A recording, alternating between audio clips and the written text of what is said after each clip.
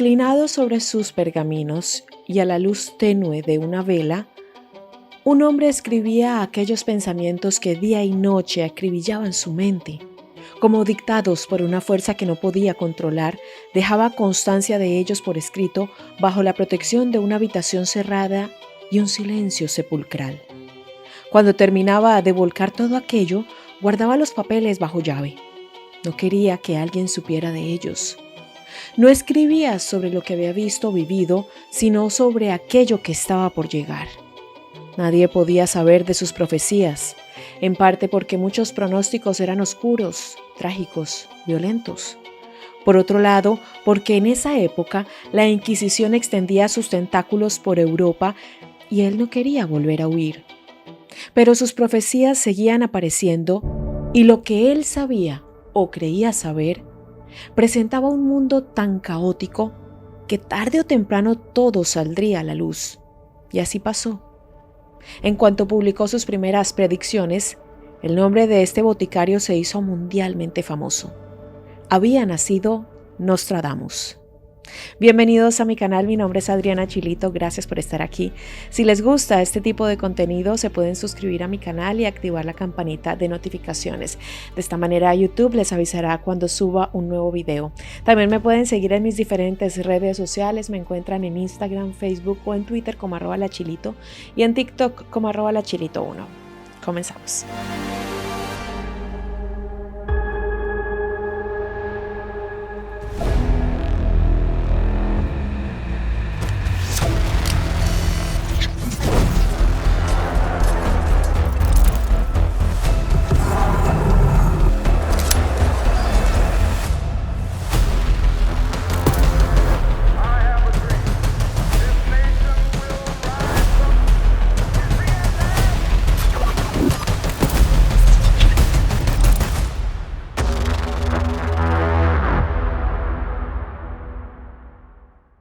En un pequeño pueblo de Francia.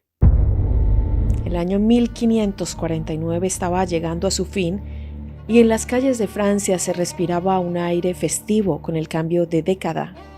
Michel Nostradamus era un boticario de casi 50 años a quien hasta ese momento la suerte no le había sonreído nunca. Podría decirse que estaba atravesado por la mala fortuna, casi como si se tratara de una maldición. Una de las constantes en su vida que había boicoteado cada uno de sus sueños era la peste. Los constantes brotes que habían asolado el país en distintos momentos de su vida también lograron destruir todo lo que el pobre Michel se proponía. Primero fueron sus estudios. A los 14 años ingresó en la Universidad de Aviñón, pero un rebrote de esa enfermedad, que mató a gran parte de la población europea, hizo que todas las casas de estudio cerraran sus puertas. Michel se quedó sin posibilidad de estudiar después de apenas un año y debió analizar otros horizontes. Interesado en los medicamentos y la fabricación de ungüentos y jarabes, se volcó al oficio de boticario. Mucho antes de que los estudios de farmacia se profesionalizaran, eran justamente los boticarios quienes concentraban el conocimiento sobre la confección de las medicinas que había a disposición en los siglos XVII y XVIII. El conocimiento se transmitía de maestros a aprendices y existían algunos libros o cartillas que resumían aquel saber por momentos muy entrelazado con la religión y cierta magia. El desarrollo de la ciencia médica puso entre signos de interrogación el oficio de los boticarios, que llegaron a ser prohibidos por los estatutos universitarios. Ese también fue otro traspié en la vida de Michel cuando quiso reingresar a la universidad, en este caso la de Montpellier. Fue rápidamente expulsado en cuanto sus superiores descubrieron que era boticario. Las cosas seguían saliendo mal. Incluso cuando se casó y tuvo 2 hijos, la felicidad apenas le duró 3 años. En 1534, la tragedia se instaló de forma más pesada que nunca en la vida del hombre. Su esposa y sus hijos murieron durante un nuevo brote de la plaga que insistía en arrebatarle los sueños. Casi 47 años debió esperar para alcanzar el éxito. Cuando lo logró, pocos habrán pensado que lo llevaría a trascender tanto.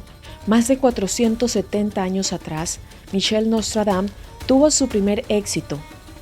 un calendario al que le siguieron libros de predicciones que lo harían eterno y le otorgarían la fama más inmediata y quizás perdurable que alguien ha podido alcanzar. A tal punto la figura de Nostradamus se hizo mundialmente famosa que parece tratarse de una persona misteriosa, etérea, casi mezclada con un mito. Como los líderes de cultos religiosos cuyo nombre real no conocemos, o esas figuras que han quedado completamente desligadas de una pertenencia familiar o geográfica. Pero no es así en este caso. Los orígenes de Nostradamus no son desconocidos. Se sabe que nació el 14 de diciembre de 1503 en Saint-Rémy-de-Provence, una comuna de Provenza al sur de Francia. También está documentado que tenía por lo menos 8 hermanos y sus padres eran el notario Jacob de Nostradam y su madre Rainier, la nieta de Pierre de Saint-Rémy, un médico ilustre del poblado. De origen judía, la familia Nostradam se convirtió al catolicismo antes de que los niños nacieran, por decisión del padre. Sus abuelos fueron médicos de importantes cortes, como la del conde de Provenza y la del conde de Calabria. La casa de la infancia de Nostradamus aún existe y se puede contemplar su fachada en el número 6 de Rue Boucher. Incluso con Google Maps podemos adentrarnos en esa ínfima callecita que serpentea entre casas de muros húmedos y amarillentos en el centro neurálgico de un pueblo que en la actualidad tiene algo más de 10.000 habitantes. Así comenzó la existencia de una de las figuras más llamativas en lo que a predicciones respecta. Pero ¿en qué momento Nostradamus tomó la decisión de darle ese rumbo a su vida y dejar atrás su profesión de boticario en un mundo que no veía con buenos ojos tal actividad? Decíamos que los rebrotes de peste bubónica interrumpieron todos sus planes a lo largo de gran parte de su vida. Fue uno de esos episodios lo que lo llevó a viajar por Francia y ganarse la vida atendiendo a los enfermos. Si bien él no era médico, aprendía rápido. Tenía un amplio conocimiento en la fabricación artesanal de medicinas y a su vez solía aconsejar a sus pacientes para que adoptaran mejores hábitos alimenticios, de higiene e hidratación. Consejos no demasiado escuchados en una época como aquella. Esa travesía lo llevó a entrar en contacto con otros estudiosos de la medicina de ese entonces que con frecuencia cruzaban sus caminos con disciplinas que hoy podemos entender bastante lejos del rigor científico más puro y racional. Nostradamus conoció a alquimistas, cabalistas y místicos renacentistas que le dieron una perspectiva completamente nueva del mundo y sus misterios. Una nueva puerta se abría ante los ojos de un joven que pronto abandonaría por completo sus aspiraciones de ingresar en una institución educativa formal. A las universidades de la época poco les interesaba ese conocimiento alternativo y mucho menos la posibilidad de que un simple estudiante se estuviese adentrando en esos caminos. Por años surgió también una suerte de leyenda en torno al joven boticario que experimentaba por fuera de los cánones de la universidad. En los pueblos por los que pasaba, perduraba esta historia. Existía una píldora rosa que parecía milagrosa para aquellos enfermos que se entregaban a la muerte asegurada de la peste bubónica. Un hombre joven, viajero, forastero por naturaleza, llegaba a las barricadas preguntando por personas enfermas, los atendía en silencio, analizaba sus síntomas y les aseguraba que existía una manera de recuperarse del mal que los aquejaba. En sus manos dejaba esta píldora, les prescribía cómo administrarla y que aguardasen los resultados. Este tal Nostradamus no permanecía mucho tiempo en cada lugar, y cuando se iba, muchos enfermos mejoraban. Entonces, en esos pueblos, se pasaba de boca en boca la historia de la píldora que solo él conocía. Debió pasar mucho tiempo para que se le diera una explicación a esa suerte de leyenda. En 1520, Nostradamus ya había conseguido el título de maestro de las artes y ganaba paulatinamente prestigio dentro del ambiente de la medicina no tradicional. Esta píldora rosa estaba compuesta de resina de ciprés, ámbar gris y zumo de pétalos de rosa. Era una dosis fuerte de vitamina C. Además, no era el único remedio que el boticario ambulante llevaba consigo. También creó una pócima con atisbos mágicos compuesta de orina de cordero, sangre de liebre, pata izquierda de comadreja sumergida en vinagre fuerte, cuerno de ciervo pulverizado, estiércol de vaca y leche de burra. Esto era alquimia pura, más la conjunción de conocimientos esotéricos. Todo ello le fue valiendo una fama creciente. Perseguido y afortunado. La Inquisición pudo haber torcido para siempre esta historia, pero Nostradamus tuvo esta vez la suerte de su lado. No hacía mucho que se había casado con su primera esposa, una mujer perteneciente a la nobleza del sur de Francia, cuyo nombre no se conoce con exactitud. Algunas fuentes dicen que se llamaba Ana de Cabrejas y era de origen catalán, pero otros aseguran que era Henriette de Encausse. El caso es que tuvieron 2 hijos, pero toda la familia de Nostradamus pereció, como habíamos mencionado antes, esto por un rebrote de la mortífera peste. Por entonces, combatir esa enfermedad ya se había transformado en una obsesión para Nostradamus y continuó atendiendo enfermos con el objetivo de arrebatarle a la plaga más víctimas. En su meteórica carrera como boticario, conoció a un sabio italiano del Renacimiento llamado Giulio Cesare Scaliger, quien le enseñó muchas cosas, pero sobre todo impulsó el perfil místico que ya crecía en el joven profesional. Si ya ser boticario lo había puesto en el ojo acusatorio de la época, zambullirse de lleno en los campos de la astrología y la alquimia era directamente jugar con fuego en plena Inquisición europea. Nostradamus y Scaliger sabían con certeza que su curiosidad podía matarlos. Por eso, cuando se les advirtió que la Inquisición tenía un ojo puesto en ambos, la tensión comenzó a surgir. Enfrentados y perseguidos, tomaron caminos separados con el objetivo tan simple de mantenerse con vida. A Nostradamus la Inquisición le exigía presentarse a prestar declaración frente al tribunal de Toulouse por un comentario que aparentemente había hecho en tono descortés y peligrosamente hereje sobre una figura de la Virgen María.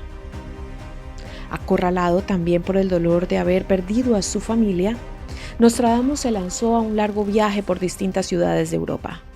Un momento clave en la vida de nuestro protagonista tuvo lugar poco después del rebrote de plaga de 1546 en Marsella.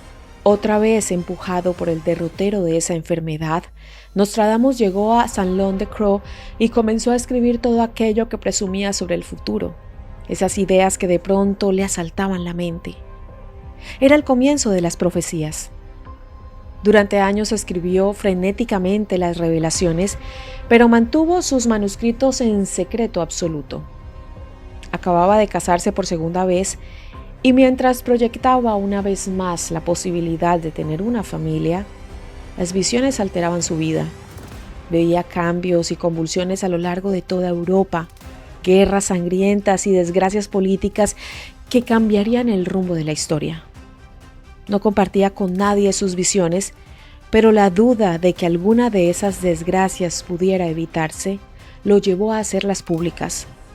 Sus profecías se publicaron y en sus predicciones, escritas en verso, buscaba mostrar lo que ocurría en Francia y el mundo nada menos que hasta el año 3797.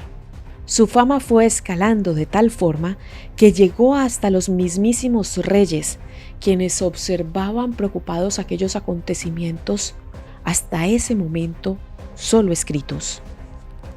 Palabra cumplida. Era 1555 y el libro Las Profecías de Nostradamus amenazaba con cambiar el rumbo de todo lo conocido. No era una obra de ficción, pero muchos dudaban de que sus palabras realmente fueran proféticas. La obra se componía por 353 cuartetas, es decir, poemas de 4 versos que estaban escritos con términos tan enigmáticos que habría lugar a interpretaciones. Tal es así que tanto tiempo después se siguen discutiendo y buscando significados entre líneas. Ya con sus almanaques, también cargados de predicciones, Nostradamus se había hecho un nombre en Francia. Pero el éxito que supusieron sus predicciones no tuvo freno. En los años siguientes revisó su obra y fue sumando otras revelaciones. aquellas más cercanas a ese presente en plena mitad de los años 1500, fueron la prueba de fuego para determinar si efectivamente se cumplirían o no. El acontecimiento que le siguió lo hizo aún más popular. Como el profeta había adelantado en uno de sus crípticos mensajes, el rey Enrique II murió de forma repentina. A partir de ese momento, la fama en torno a Nostradamus y sus cuartetas se hizo descomunal. Su obra fue creciendo y la versión final de las profecías sumó 942 agrupadas en un total de 10 centurias, de ahí que la obra se conozca también con este nombre. En total se estima que Nostradamus escribió 6.338 predicciones. Sus pronósticos eran tan misteriosos que eso también les daba un magnetismo total, casi eterno. A partir de entonces, se instaló la idea de que las profecías de Nostradamus ciertamente se cumplían. Pero ¿cuáles han resultado ser ciertas efectivamente? Mucho se ha escrito al respecto a lo largo del tiempo y una de las versiones más populares emparenta a las predicciones del profeta con otro hombre clave en la historia, pero mucho más oscuro: Adolf Hitler. En la cuarteta 35 de la Centuria 3, Nostradamus escribió: "En lo más profundo del occidente de Europa, de gente pobre, un niño nacerá, que por su lengua seducirá a las masas, su fama en el reino de Oriente más crecerá". Rápidamente ese poema se vinculó con el ascenso de Hitler y el estallido de la Segunda Guerra Mundial. En medio de ese mismo conflicto bélico, al parecer una segunda predicción de Nostradamus no tardó en cristalizarse. Cerca de las puertas y dentro de las dos ciudades habrá dos azotes como nunca vio nada igual: hambre dentro de la peste, por el hierro fuera arrojados, pedir socorro al gran Dios inmortal. Así se podía leer en la cuarteta número 6 de la Segunda Centuria, y los seguidores que fue cosechando a lo largo de los siglos apuntaron a que se refería a las bombas que Estados Unidos arrojó sobre las ciudades japonesas de Hiroshima y Nagasaki. Durante muchísimo tiempo las profecías de Nostradamus fueron tomadas por distintos entusiastas, tanto de la astrología como del esoterismo y también de la historia. Sus frases resultan esquivas, sus versos muy herméticos, pero existe cierto consenso de que en su obra se pueden rastrear premoniciones sobre hechos que sacudieron al mundo. Se apunta, por ejemplo, a la muerte del expresidente de Estados Unidos John Kennedy, la tragedia aérea de los Andes en 1972, donde se precipitó a las montañas un avión en el que viajaba un equipo de rugby uruguayo, e incluso los atentados de las Torres Gemelas. 5:40 grados, el cielo arderá, fuego acercándose a la gran ciudad nueva, al instante gran llama esparcida saltará. Casi al instante en que el mundo quedó en shock, cuando los aviones comerciales se estrellaron en el World Trade Center, muchos señalaron que aquella profecía de Nostradamus se había cumplido. Cada cierto tiempo, nuevos sucesos que sacuden al mundo hacen que los ojos se vuelvan hacia las profecías de Nostradamus, para cotejar si hay algún pasaje de su obra que remita a un nuevo momento histórico.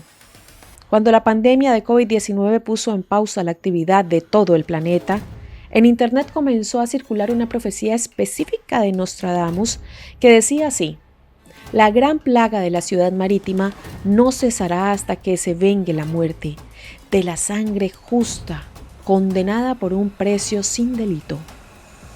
El diario Los Angeles Times recogió este fenómeno y puntualizó: aunque Wuhan, sin litoral, no es una ciudad marítima, la enfermedad se remonta a un mercado de mariscos que muchos creen que es suficiente para demostrar un vínculo. El mismo medio había señalado que, según el profeta, el año 2020 estaría marcado por crisis, guerras y hambruna. Recordemos que las profecías de Nostradamus viajaban hacia un futuro que aún hoy es muy lejano. Sus visiones llegan hasta el año 3797, con lo cual seguirá habiendo textos para analizar por muchísimo tiempo más. Entonces, ¿qué predicciones hizo Nostradamus para el 2024?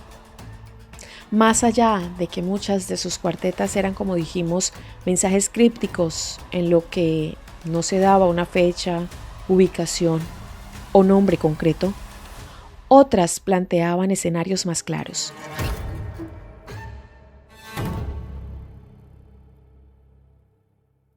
Críticas. Las profecías de Nostradamus han sido objeto de muchas controversias y críticas en el ámbito religioso. Se argumenta que las profecías de Nostradamus son opacas y ambiguas, lo que dificulta su interpretación precisa. Otro punto es que muchas de las interpretaciones de las profecías se basan en eventos históricos ya ocurridos y se ajustan para encajar en las predicciones. Otros señalan que estos escritos son vagos y generales, lo que significa que pueden ser interpretados de muchísimas maneras. Nostradamus también ha sido señalado por su supuesta falta de rigor científico. Algunos indican y lo consideran un charlatán, un fraude. Sin embargo, otros aseguran que fue un visionario, un profeta.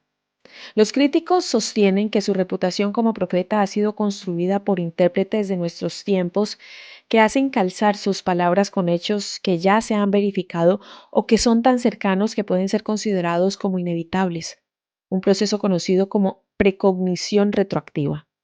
Hay quienes sostienen que ninguna cuarteta de Nostradamus ha sido interpretada antes de que un determinado acontecimiento previsto por ésta se haya cumplido, o son de significado muy genérico. Por ejemplo, en algún lugar de Occidente habrá un incendio, en Oriente comenzará una guerra espantosa. Incluso existen famosos ejemplos dentro de las profecías que atentarían contra la capacidad profética de Nostradamus. El especialista en su vida y obra, Peter Le Mesurier, llegó a la conclusión de que Nostradamus no fue profeta ni clarividente, sino un ocultista que empleó varios métodos arcanos para oscurecer las profecías del Mirabilis Liber y sucesos pasados. Una buena demostración de este sistema de predicción flexible consiste en tomar estrofas escritas por poetas o compositores modernos y mostrar cómo parecen igualmente proféticas. Se pueden utilizar diferentes trucos, como por ejemplo hacer profecías ambiguas o profetizar hechos que suelen ocurrir a menudo. Algunos escritores creen que Nostradamus no escribía como profeta, sino que comentaba sucesos que pertenecían a sus tiempos, pero para evitar persecuciones, escribía de manera elusiva y utilizando un lenguaje críptico y metafórico. Esto sería parecido a la interpretación preterística del Apocalipsis de Juan. Tal vez quería simplemente escribir a propósito de hechos contemporáneos, pero con el pasar del tiempo sus escrituras fueron interpretadas como profecías. La mayor parte de las cuartetas tratan sobre desastres de varios tipos, que incluyen epidemias, terremotos, guerras, inundaciones, asesinatos, sequías, batallas y otros temas parecidos. Algunas profecías son genéricas, sin precisar lugares y fechas. Otras parecen tratarse de un personaje o de un pequeño grupo de personas. Algunas se refieren a un solo pueblo o ciudad y otras enumeran poblaciones diferentes. Muerte. Nostradamus murió el 2 de julio de 1566 en Salón de Provenza, Francia, a la edad de 62 años debido a un paro cardíaco. Diferentes fuentes señalan que murió poco antes de salir el sol, después de una crisis que le duró 8 días y que le causó un acceso de hidropesía consecutivo a un ataque agudo de artritis. Lo que se viene. Con respecto al año 2024, Nostradamus hizo algunos pronósticos que varios seguidores no se cansan de remarcar. Como cabe esperar, no son precisamente buenos. La alusión a guerras y tensiones que entrarían en su punto máximo hacia este año. Resuena la frase combate y batalla naval. El adversario rojo palidecerá de miedo, poniendo al gran océano en pavor. Ciertamente los conflictos bélicos no faltan en la antesala, entre la guerra de Rusia y Ucrania y el recrudecimiento del conflicto entre Israel y Gaza. No faltan motivos para vincular esas profecías con un fuerte cambio geopolítico que pueda darse en el futuro cercano. Pero el texto, al referirse a un adversario rojo, ha sido vinculado especialmente con China. También algunos seguidores de Nostradamus indican que, de alguna manera, él se adelantó al desarrollo de la inteligencia artificial en nuestro siglo. Cambios radicales en el modo de vivir y de relacionarnos eran pronósticos que el ilustre boticario planteaba con frecuencia y situaba aproximadamente en nuestro periodo actual, que sería el más revolucionario en términos tecnológicos. Muchos ojos también se posan en la monarquía británica. Nostradamus hablaba de un rey de las islas que bien podría ser Carlos III, pero también auguraba un gran divorcio que desataría un escándalo sin precedentes y el retiro forzoso del monarca. Este año además estaría marcado siempre, según las lecturas que se hacen de los enigmáticos textos, por un cambio de autoridad en la Iglesia Católica. ¿Se referirá a un nuevo papa? Existen muchos ejemplos de pronósticos que Nostradamus hizo con la cúpula del Vaticano como eje de sus lecturas proféticas, y este podría ser un nuevo caso. También se sugiere el ascenso de un nuevo líder en Europa y la muerte trágica, traumática, de una figura importante a nivel mundial. ¿Ocurrirán todos estos sucesos o al menos alguno de estos eventos? Solo queda esperar y reencontrarnos dentro de un año para ver qué ha pasado.